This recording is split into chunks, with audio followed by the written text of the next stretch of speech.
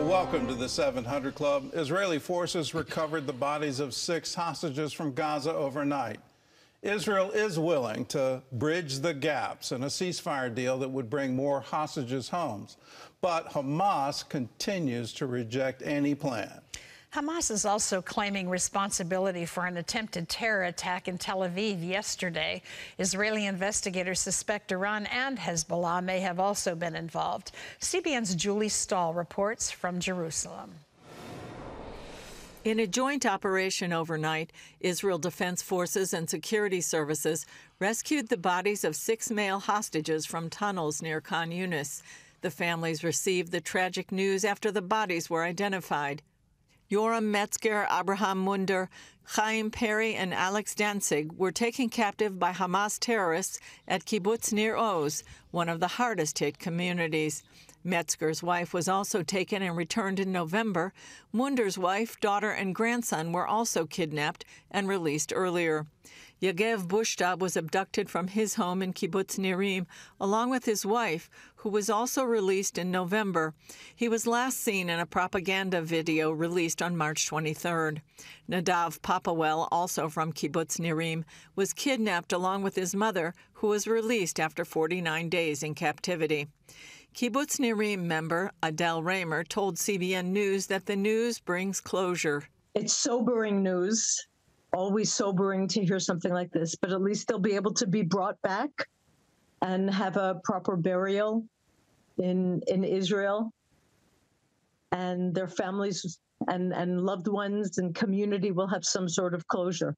Raymer says it's important to bring the hostages back to their families as soon as possible, but the situation is complicated. There is no easy answer. There is no one good answer. If there were, it would have been done. So on the one hand, we have to look after our country's security. On the other hand, we have to have the responsibility to bring these people home. Israeli Prime Minister Benjamin Netanyahu's office released a statement saying, "Our hearts grieve over the terrible loss. My wife Sarah and I convey our heartfelt condolences to the dear families. I would like to thank the brave IDF and ISA fighters and commanders for their heroism and determined action." The rescue of the 6 bodies comes as Hamas rejected the U.S.-sponsored ceasefire deal to end the war in Gaza and free the rest of the hostages. Secretary of State Antony Blinken says Israeli Prime Minister Benjamin Netanyahu supports a proposal that bridges the gaps separating Israel and Hamas. In a very constructive meeting with Prime Minister Netanyahu today, he confirmed to me that Israel accepts the bridging proposal, that he supports it. It's now incumbent on Hamas to do the same. Netanyahu believes Blinken understands Israel can't accept any conditions in a ceasefire deal that could threaten the security of the Jewish nation. I also greatly appreciate the understanding that the U.S. has shown for our vital security interests as part of our joint efforts to bring about the release of the hostages. Meanwhile, the Wall Street Journal reports Hamas leader Yahya Sinwar believes the hostage deal is just a bluff and is seeking to expand the conflict beyond Gaza to the West Bank. While Hamas and Palestinian Islamic Jihad claimed responsibility for a terror attack gone wrong in Tel Aviv Sunday, Israeli officials suspect Iran and Hezbollah might have had a role. Iran is still vowing to punish Israel at the right time. Regarding punishment for the aggressor against the Iranian territory, the Iranian government, in agreement to the UN Charter and international law, has an intrinsic right to punishment and will act decisively in this regard. Blinken said the U.S. has deployed additional assets to the region to deter such an attack and to respond if an attack occurs. Julie Stahl, CBN News, Jerusalem.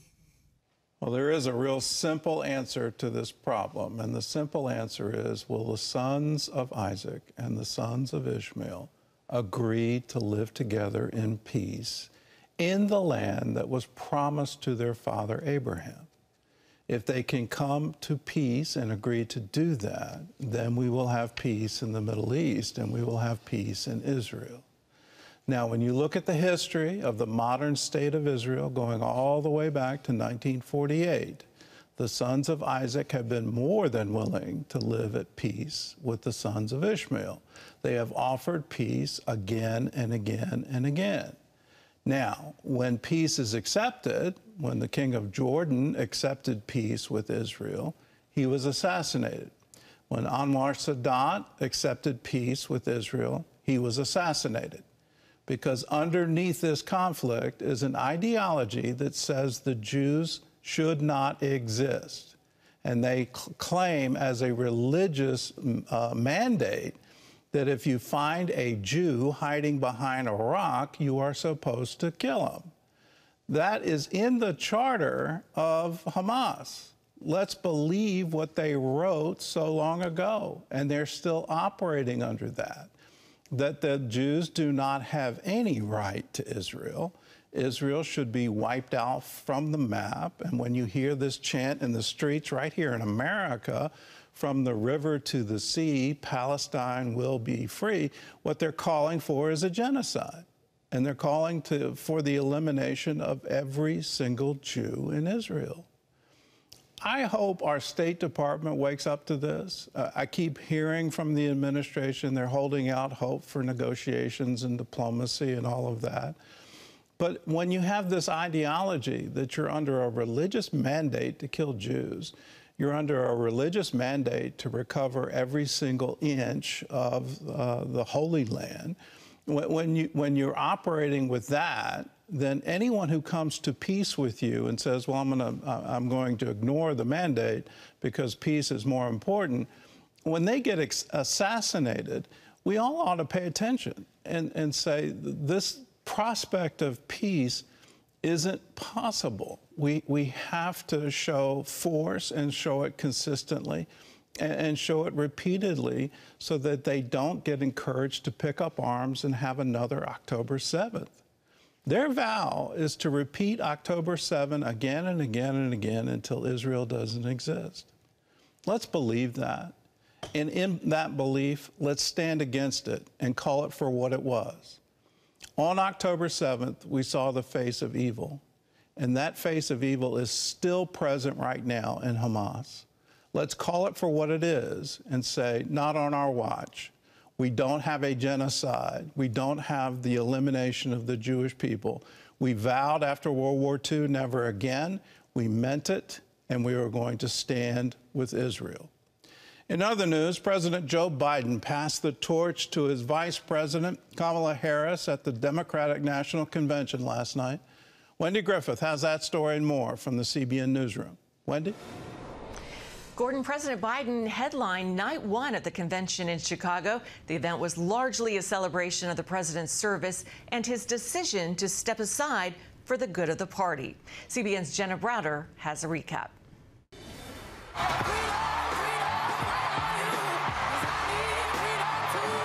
The Democratic National Convention is off and running. Democrats riding high on momentum. As they'll officially nominate Vice President Kamala Harris as their party's standard bearer. Good evening, good evening. Harris making a surprise appearance on stage. The night's theme, For the People. Its headline speaker, President Joe Biden, who was welcomed by a 4-minute standing ovation. I love you. Just 1 month after dropping out of the race, Biden defended his term in office and made the case for why he thinks Harris is better than former President Trump. She'll be a president we can all be proud of. And she will be an historic president who puts her stamp on America's future. Former Secretary of State Hillary Clinton also took the stage. It still takes a village to raise a family, heal a country, and win a campaign. Outside the convention, thousands of mostly peaceful pro-Palestinian protesters marched in Chicago, though some broke down a security barrier outside the hall. And inside held up this sign, Stop Arming Israel. Tonight, former President Obama and Michelle Obama will speak. Tomorrow, we'll hear from Governor Tim Walz. And then on Thursday, Harris is expected to formally accept her party's nomination. And this November, we will come together and declare with one voice, as one people, we are moving forward. But this was her message last night. Harris bringing fresh energy to the party and making clear it's a new race for Democrats. Jenna Browder, CBN News. Thanks, Jenna. The FBI and U.S. intelligence agencies confirm Iran is targeting the Biden and Trump campaigns by attempting to hack their emails. In a joint statement, they say Iranian hackers sent phishing emails to campaign officials in an attempt to gain access to their communications. Recently, the Trump camp accused Iran of stealing an internal document and leaking it to the press. The news outlets did not print the material. The intelligence agencies say Iran is trying to influence the U.S. election because it considers the outcome important to its own interests. 2 people are dead and hundreds evacuated after floods ripped through parts of the Northeast. Nearly a foot of rain fell on western parts of Connecticut, bringing flash flooding. Rescuers pulling dozens of people from their cars and homes. Customers taking shelter in this restaurant as the waters quickly rose in their town. The floods washing out roads and bridges and forcing many to leave their cars behind. 2 residents of Oxford died when they were swept away in the floodwaters. Everything was flooded. I'd never seen anything like it. There's just like monsters, like rivers just flowing the road, and it was extremely hard to get through. The Northeast is expecting more storms and heavy rains in the days ahead. Terry, that's just heartbreaking to see that. Shocking at how quickly that happened. Need to be praying for that part of our country as we add that to our prayer list. Thanks, Wendy.